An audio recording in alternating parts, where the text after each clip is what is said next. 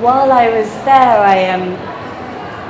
I felt very much moved by the fact that I was seeing plastic and glass bottles, essentially Western products being thrown into the river. There was no infrastructure to support this community, but there was a growing demand brought by tourism to encourage this demand for these plasticky things that were actually toxic for the river and the life source for the people that lived there. One of the interesting lessons I learned, and something I feel very personally, is that your outer world is a reflection of your inner world. And while I feel that your body, your inner being is your primary reality, I think it's testament to say that the world that we see around us, with the pollution that we're seeing, the unsustainable practices that we have on a global scale, is a reflection of mankind's inability to take responsibility for this inner world. Being the British Earth Mother I am, I very quickly found myself walking my talk and picking up bits of plastic. And one day I found myself collecting some plastic, and one of the locals started collecting plastic too. And I was like, yes, brilliant. People are really realizing this isn't good. This natural beauty really needs to be sustained. And we got to the top of this hill, to this small village, and I was there with my bits of plastic and bottles and whatever else had been thrown. And I said to this lady, Didi, where do I put this now? Like, where's the bin? And she pointed to the side of this village, this hillside, which was actually a dumping ground. It was also the toilet for the village as well, so it wasn't very pleasant. And it was with that I thought, I'm going to do a little something for this place that made such a remarkable impression on me. I'm going to make some posters with some kids, which is what I did. And this is how it all started. It was one small little action, one small little seedling, and my friends and I drew our little posters, coloured them in and placed them around the village. And the same day, incidentally, there was a big temple festival, and one of the kids that was staying at the farmhouse I was staying at decided to take one and take it to the temple. Wonderfully, I guess divinely timed, the local TV people were there and they filmed this poster, and I was so stoked. Brilliant, more people are going to be more aware of this. And after time, this small little seedling kind of evolved, and what I realized is that whatever I was resonating with so many other people. People realized that this natural beauty cannot be destroyed, and more people got involved with this movement. So we put posters up around the village. That was the beginning. And what we also realized is, given this is Parvati Valley, which is also, if you don't know, Shiva's wife, it's a place of devout worship for Shiva. And Shiva he's a god of the universe and also destruction. And we found a lovely picture in a Japanese magazine, which I took a photo of and edited, and decided to colour in with some of the locals. And next thing we know, we're spreading this lovely message of Shiva actually saying quite powerfully to respect the land. Lots of locals got involved with it, and more we found how welcoming this message was for this village. And so tourists would come along, and I really have to make sure I give credit to all the other travellers who were there, who were like, yeah, we really need to do something.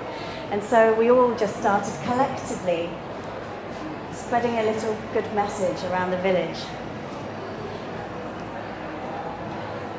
Like good parenting, we also put some boundaries in and explained how it's not good for plastic to be in the nature.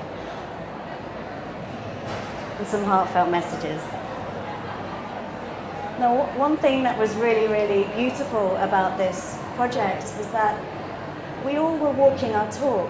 No one was doing anything because they expected something in return. No one was pressurized, no one was preached to. At no point did myself or anybody else say, hey, what the hell do you think you're doing, and this is outrageous and you should feel shameful for this. It was totally compassionate. It was, you are free. If you want to do something, if it feels right for you, get involved. And so this movement continued for months. We collected plastic with the locals as well as with other tourists in the area of this small village in Parvati Valley. There were volunteers who came from an NGO called Waste Warriors that I really want to give a special mention to. If you ever go to India and feel like volunteering, they're an incredible charity organisation who are really walking the talk, and they're still there today, determined to clean India. So I pray for them. I really hope it works out. The community were really, really welcoming of this movement too. So we found ourselves making lovely posters and graffiti messages and decorating. I'm going to tell you, hand on heart, this is the best job I've ever had. Best job ever. I mean, basically, I got the opportunity to be incredibly creative about something I'm really passionate about and work with lots of other passionate people too. The one thing that really did become clear is that if we wanted to sustain this movement, then the village actually needed to be very practical in terms of making it circular. So a way of making money in order to buy bins, buy gloves, buy bags for people to obviously put the collections in, and to also pay someone to drive a lorry with all the waste down to the recycling facility, was to create decorations for the local festivals that were going on there, which is it's a massive trance scene. I mean, I don't know if anybody else likes trance. I personally am not a big fan. So there was lots of duff going on towards the travel season, and we decided to be a little bit opportunistic, I would say, and create lovely decorations out of recycled materials in exchange for a donation to continue sustaining the project.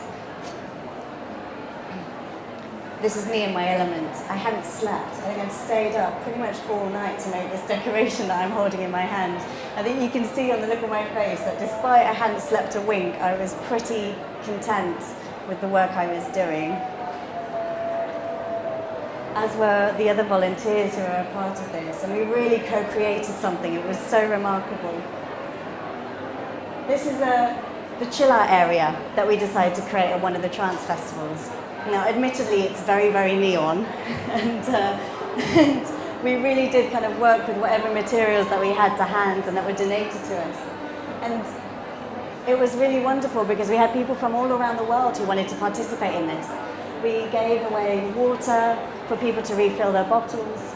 We were giving massages, face painting, bananas, healthy snacks, and people were just so excited about it because it wasn't a commercial venture. It had no ulterior motive beyond just doing something really bloody awesome for a part of the world that is incredibly beautiful and spectacular.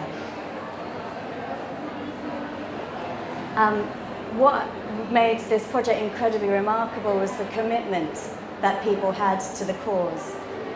I used to be the girl who took out the recycling.